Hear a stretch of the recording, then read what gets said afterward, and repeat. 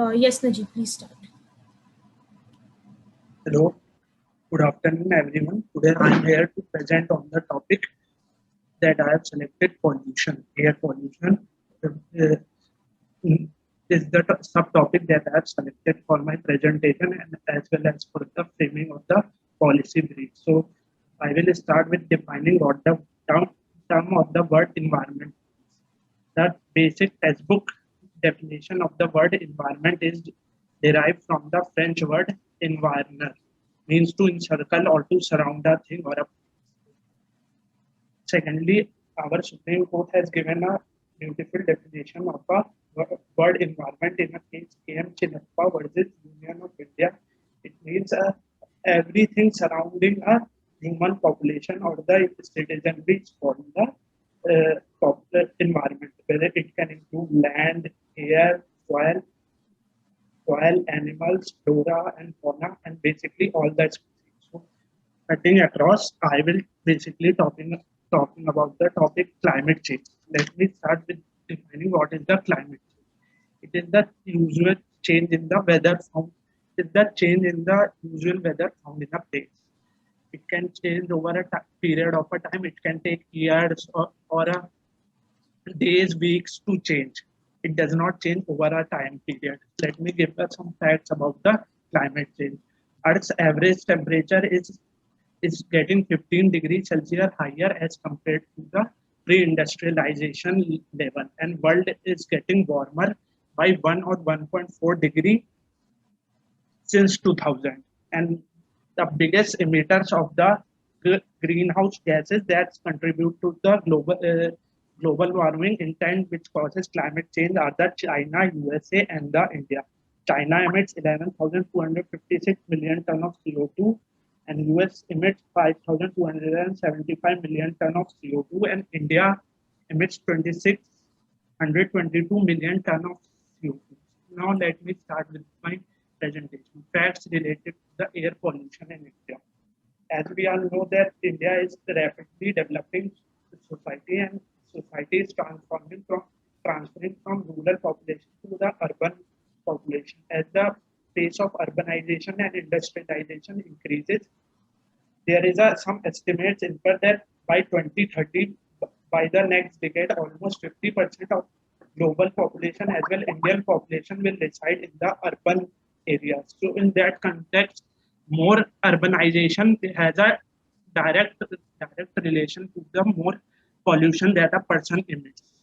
According to a report by a Health Effect Institute in 2019, particulate matter concentration was considered the third important cause of death in 2017, and it was found in the highest in Indians in the same report. Health Effect Institute report that they published in 2017, 2019, with the study was conducted in 2017. Air pollution is the fifth leading risk factor for mortality worldwide. And World Health Organization has an estimate that was conducted in 2016 that out of 20 most polluted cities, 10 are found in India. That include Delhi, Kanpur, Lucknow, Gurgaon, Jaipur, and some other cities like which I am forgetting at this time, but these are this. And as well as the third bag is that polluted air increases the risk of respiratory and heart diseases and lower the life expectancy by 3.3 to 6.3 years.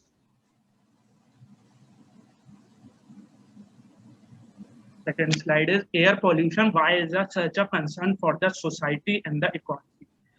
So as I've talked that out of the 20 world's most polluted cities, 10 polluted cities are found in India, and that too in the state of Uttar Pradesh, especially in the region of Delhi and NCR, which include Ghaziabad, Noida, which belong to the state of Uttar Pradesh.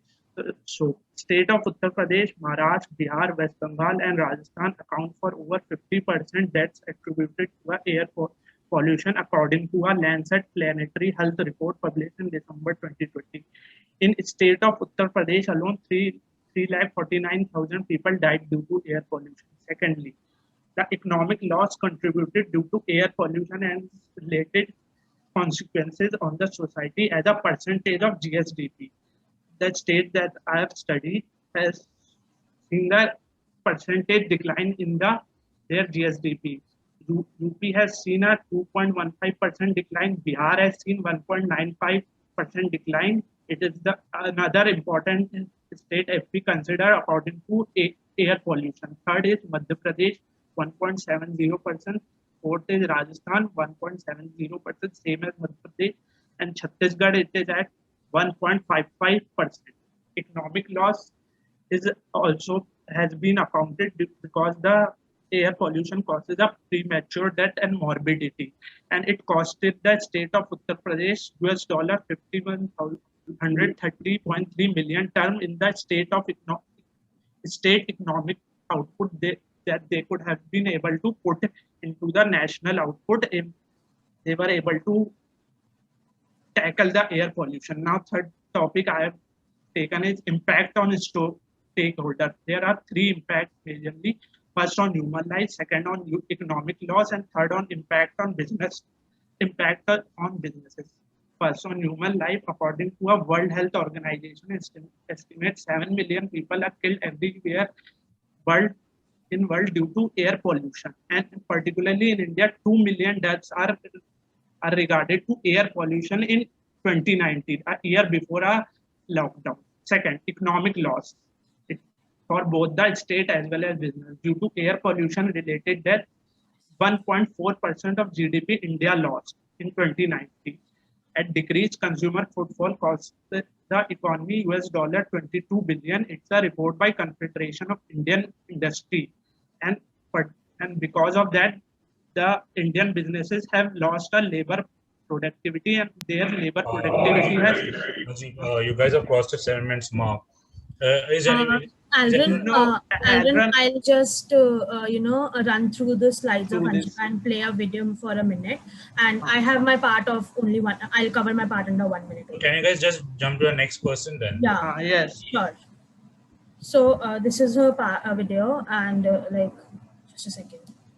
I'll just run through her part. Hello everyone. So on the broader topic of climate change, I'm going to be talking about protection of habitat. Species who are threatened with extinction. As you can see from the reports out there, you can see the data. There are a million species that are threatened with extinction. 50% of the decrease in net rate of forest loss since 1990s, excluding those managed for and they are doing a lot of good work. So industries, specifically those who don't understand their responsibilities towards the society and the environment, are a major stakeholder in this. And the local citizens who just cut trees for their own benefit, who do poaching, hunting. So the local citizens who are in the grassroots level are also a major stakeholder in this. Secondly, coming to protection of vital habitat, is a global concern now. It's not just specifically for global responses that I feel is in restored and protect nature. To restore and protect nature, we need some quick and alarming changes, and that needs to be done on an urgent basis. Nature, peaceful existence with the nature. We should protect the environment and everything. But do you really think this is is it followed by soul and spirit? It is there in theory and everything. But are we actually are we capable to survive without this industries? Our needs are growing every day. We as a individual have different type of needs, and that needs can be fulfilled with good industries. They provide us with the goods and services. So it all comes down. Ask me what was the motivation behind this topic. I would simply say an alert and aware citizen who wants to live in this world, in this earth, that is actually sustainable of living a life, sustaining a life. So that was my motivation for the topic. Thank you so much, guys. And I'm sorry due to some.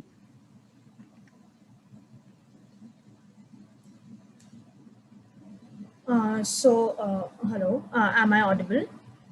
Okay, I'll start with my part. Very good afternoon to everyone. So I have chosen natural calamities, and so the major topic that I have chosen is climate change, the reason why natural calamities are increasing. So in my paper, I'll be talking about how climate change is caused by many natural and human factors. What are those factors which all lead to natural calamities, and the policies to counter these should be strategized in such a way and implemented in such a way that it advances and foster the mother nature than degrading it. The stakeholders have also the stakeholders ranging from specialized and higher authorities to activists or NGOs play an important role. And apart from that, I'll in my paper I'll be talking about what policy recommendations can be done, like what can be introduced in the risk management framework, or how strict laws should be framed in such a way that it fosters the environment. The major stakeholders in climate change, as we know that climate change is a very natural calamities are like a very natural, you can say, it's happening. So the stakeholders are everyone. Like, we just can't like define or state that there are few Hello. stakeholders. Hi, Hello. listen, you guys have crossed your time limits, 11 Okay. minutes. So, like, my research question is climate change to blame for escalating number of climate natural calamities? And the motivation behind the topic is because, like, what is happening in today's, like, world order? The climate has been changing so suddenly and everything. And with this, we conclude. Thank you. Yeah, thank you. Thank you, Najib.